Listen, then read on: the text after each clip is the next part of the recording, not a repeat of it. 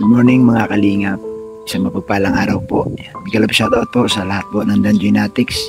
Ito po ang dahilan kung bakit hindi na po ako nakakapag-live dahil nga po kulang tayo sa tulog at lagi tayong puyat at hindi na rin ako nakakasama kay Kalingap Rab sa mga mission dahil nga po lagi po tayong nasa dagat.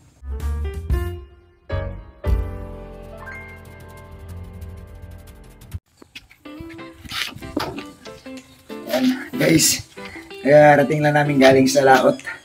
Medyo puyat pa tayo. Wala tayong tulog. Ito yung aming huli ngayon.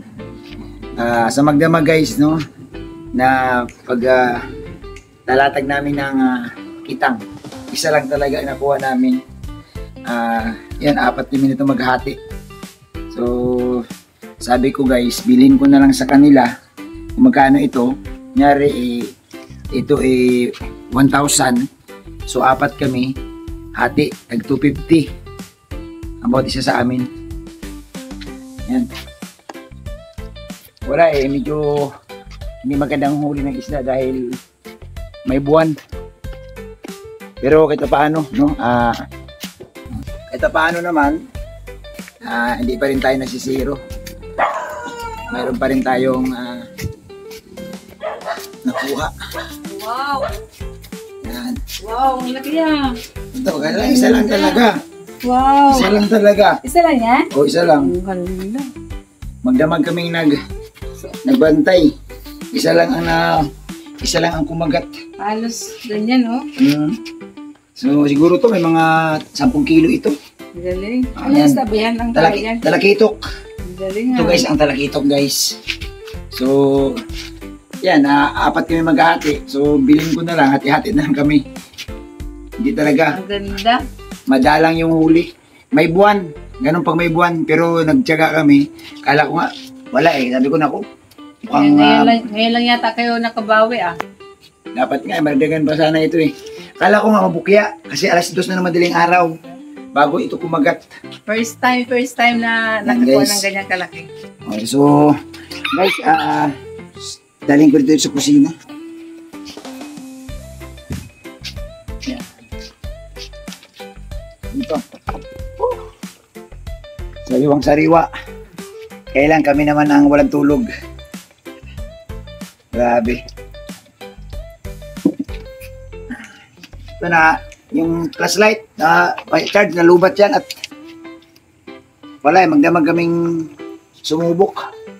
Sige na, magkapit ka muna. So yun guys, pansamantala, yan lang po muna yung ating huli. Yan, isang isda. Sayang Oo, hindi namin nahuli lahat. Sana makarami pa. Yan. Guys, paki-comment na po dyan kung ano po ba ang masarap na luto nito. Itong talakitok, tawag ito talakitok. Malaking talakitok po ito. Yan mga alas 2:30 na ito kumagat. Sabi ko nga pagdating ng alas 4 kung wala pa, sabi ko ahon na tayo, uwian na. Pero pagdating ng alas 2:30, paghila ng kasama ko yun, kumagat ito. At yun nga, medyo malaki-laki daw kasi mabigat masyado. So guys, ano po kaya ang masarap na luto nito? No? Ano ang masarap na luto nito guys? Sa nahuli naming isda. No? Tawag dito sa amin, talakitok. Ano po ba ang tawag dito sa inyo dyan? Yan po. Estimate ko lang naman guys, mga 10 kilo. Estimate ko mabigat Saka yan isang plangganang malaki. Swerte din tayo. Kada paano, mayroong maiuwi sa pamilya. May pang-ulam kami. May pang-ulam kami ni Mrs. dito ngayon. So, comment na lang kayo dyan guys sa baba guys kung ano po ba ang pwedeng iulam. Ay, ano po ba ang luto nito na pinakamasarap? Siguro bagay dito, prito. Yan, sigang. Kasi pag kumakain kami guys ng sa restaurant, karamihan ng isda ganito sinisigang nila. Cubes, ini-slice tapos saka sinisigang. So salamat po pasalamatan ko guys yung siyempre ang Panginoong Diyos na kahit paano guys, meron tayong nahuli. Ayan.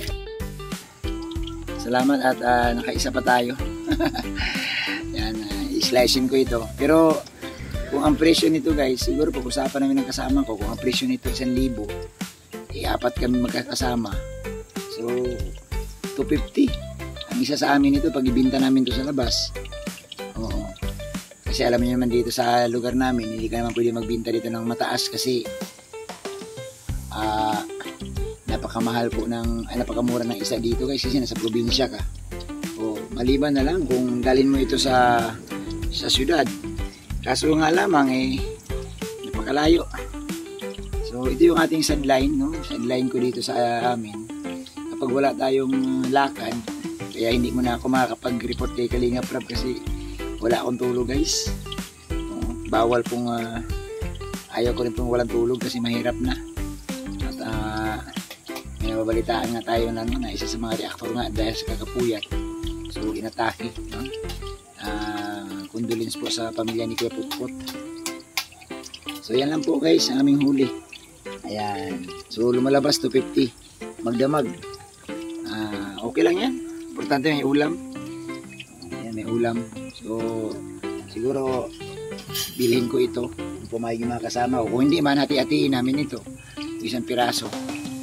Kasi para lang may pang ulam. Pero kung pumayag naman sila guys na pera na lang yung hatiin namin, pwede na to. No? Tapos i-pressure lang. Ulam-ulamin tuwing umaga, tuwing tanghali. Magsabaw, paksiw, prito. Yan. So yun po. Sabi, napakalaki niya. Oh. Yan. So yan lang po muna guys yung ating upload. No, wala tayong reaction kasi nasa lao tayo. So ito po yung minsan wala tayong hindi tayo nakapag-reaction kasi gumagawa din tayo guys sa ibang sideline.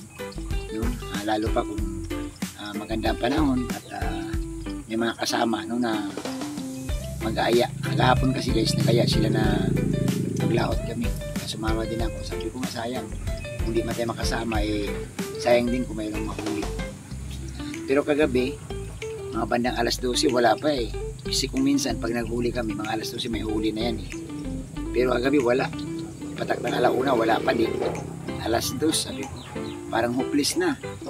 Pagdating ng alas 2:30 ito na kumagat na ito doon sa Bingwit. Kaya masaya din kami. Pero sabi ko nga mas masaya kung kahit man ng mga 4 na pirasong ganito tag-isa kami. Yan, kwarta guys pag nag-4 na yan 4 na piraso tag-isa kami, tag-1,000 bawat isang tao. Pero pasalamat pa rin tayo kasi mayroong biyaya. Biyayang ibinigay ng Panginoon. Thank you sa inyong lahat. Yan, isang mapagpalang araw po. God bless.